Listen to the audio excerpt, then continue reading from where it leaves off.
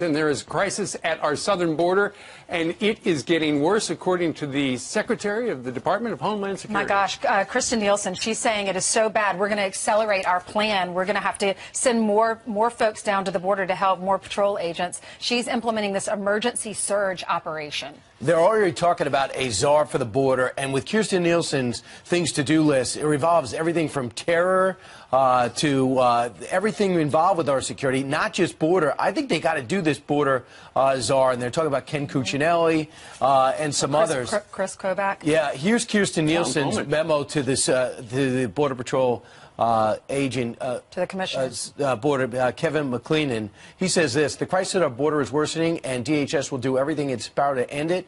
We will not stand idly by while Congress fails to act yet again. So all options are on the table. We will immediately redeploy hundreds of CBP personnel to the border to respond to the emergency.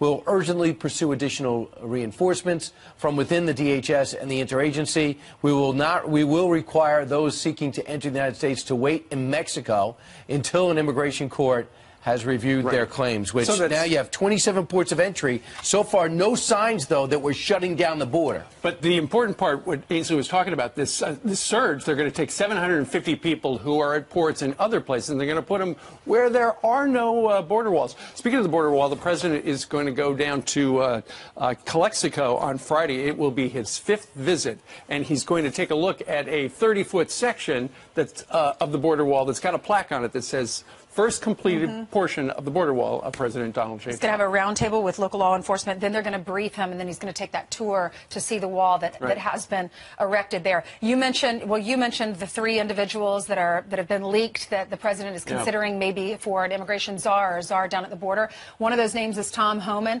Tom Homan was the he was the ICE director, and now the guy who took his place, his name is Ron Vitiello. He's the acting ICE director down on the border. He said that this is just overwhelming. Listen. It's terrible. We're facing an unprecedented, unmitigated crisis on the southwest border. It's unprecedented territory we're in. You know, thousands of people coming to the border every single 24 hours, and not enough capacity in any of the systems designed to enforce the law and to protect people at the border. There's not enough resources in any of these categories. It's absolutely a crisis down there. We need to patrol that border. We need to have an immigration system that has integrity. And right now, every part of the system is overwhelmed. Exactly. And that's why the president is talking about if things don't get better with Mexico and Mexico starts cooperating, then we're going to shut down our southern border.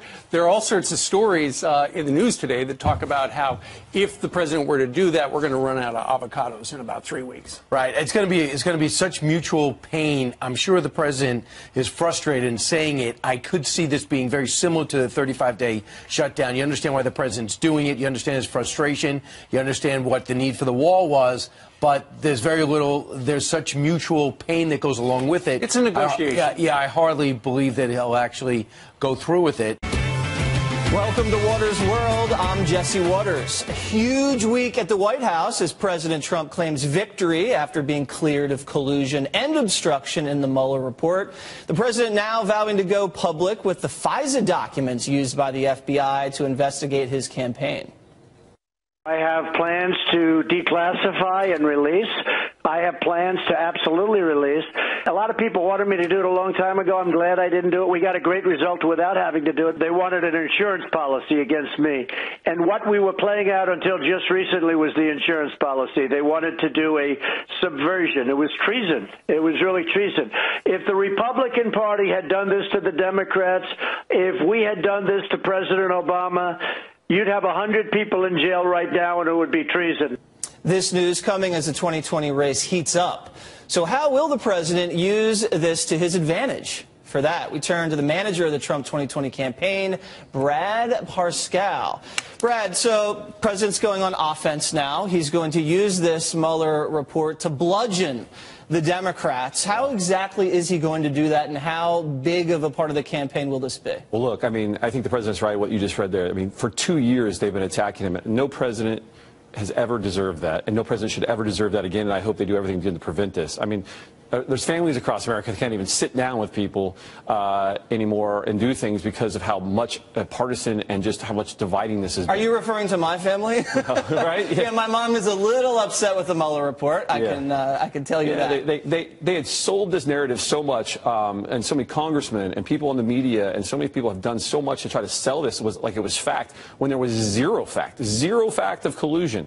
So how will he exploit this in the campaign? Is this something he's going to do whenever a Democrat says something? He's going to say, well, you were wrong about that, probably wrong about this too. Look, I don't know if there's a tactic that's directly related to hey, you lied about this, you lied about that. But look, I think it does show what the Democrats are capable of. I think it shows the false narrative they're doing. I mean, I completely think that they are willing to lie 100% for anything because they can't fight this president on policy. Right. So you could say, if you were the president, they're not telling you the truth about the border crisis, just like they didn't tell you the truth about Russia collusion. Just like they're not telling you the truth about about health care also. You know, they're saying we're not going to let people with pre-existing conditions. Complete lie as well. Immigration. I mean, if you see the border this week, it's been horrible. I mean, record amounts of people pouring through. Yes. So the media also took it in between the eyes. Fake news has now been vindicated. You know, for the last 2 years, he's been criticized very strongly for saying fake news is the enemy of the people.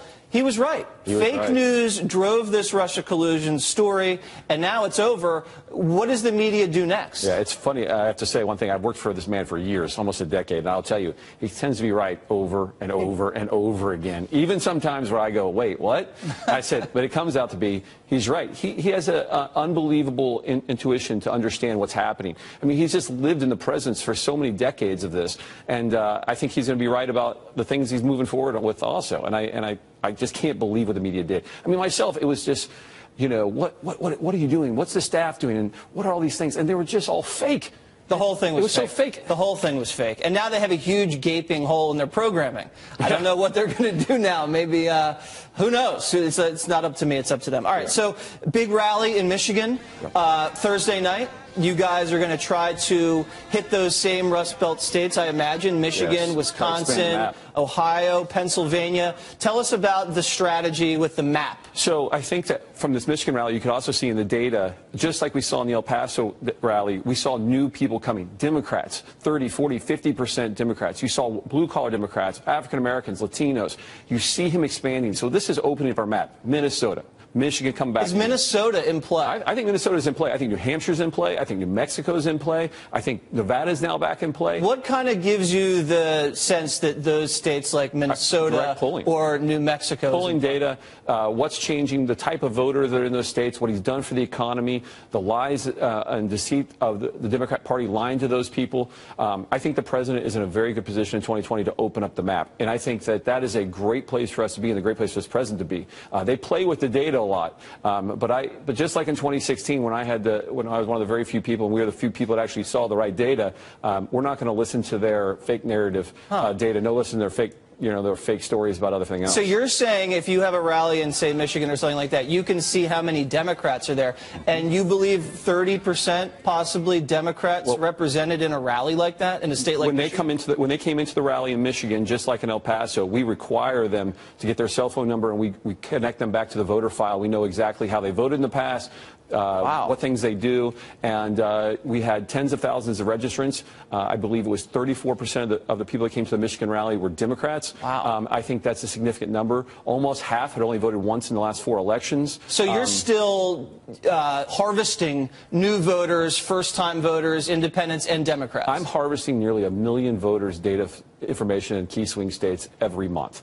That must terrify the Democrats. Yeah, we are, put it this way, we are 4 times ahead of where we were in 2016. I plan on being 6 to 8 times ahead in data. That's tens of millions of records. I hope to have every record for every voter I need by Election Day. Good. Now, what is the data telling you about socialism, the Green New Deal? Are people responding to that, or is this a killer at the ballot box? I mean, look, I think it's a great issue for the president. I think it's just, as he said as he's been saying all week, I think it's incredible how much They just wanted $100 trillion, destroy the economy, turn us into Venezuela. He wants to run against the Green New Deal. Oh, yes. Oh, he's licking his chops. Yeah, it's like a juicy steak. I mean, getting rid of cows, airplanes, no more Hawaiian senators. Right. It's like the Big Mac president running against the vegans. Yeah, it's not going to fly. It's amazing. And I think also bureaucratic-run socialized medicine is not the key to the American healthcare system either. I believe that the moms across America with their children want to keep their private health care